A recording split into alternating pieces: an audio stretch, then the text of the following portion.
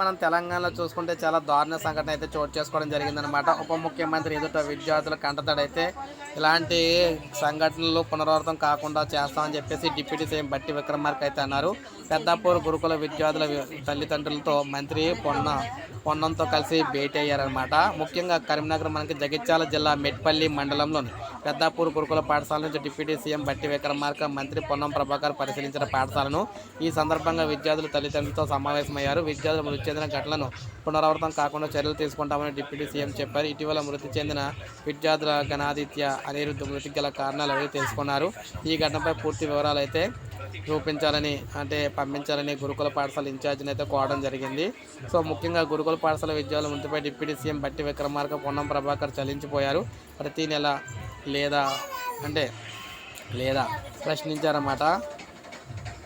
గురుకుల పాఠశాల deputy nurse సంబంధించిన వివరాలపై కూడా ఆరా తీశారు. కంటతడి పెట్టించిన విద్యార్థుల తల్లిదండ్రులు అని చెప్పేసి డిప్యూటీ బట్టి విక్రమార్క అయితే అన్నారన్నమాట. డిప్యూటీ సీఎం మంత్రి పొన్నం ఎదుట విద్యార్థుల తల్లిదండ్రులు అయితే కంటతడి అయితే పెట్టారు. తల్లిదండ్రుల బాధను అర్థం చేసుకున్నామని చెప్పారు. వారిని మంత్రులను ఓదార్చారు. ఈ సందర్భంగా బట్టి మాట్లాడుతూ ఇలాంటి సంఘటనలు పునరావృతం కాకుండా చర్యలు తీసుకుంటామని చెప్పారు. సో ఏది ఏమైనా తెలంగాణలో విద్యార్థులు చనిపోవడం చాలా బాధాకరం అన్నమాట. సో ఇప్పుడే మనకు అప్డేట్ అయితే వచ్చింది. ఒక లైక్ చేయండి, అందరికీ తెలుస్తుంది. సబ్స్క్రైబ్ చేసుకోవాలి, మన ఛానల్ సబ్స్క్రైబ్ చేసుకొని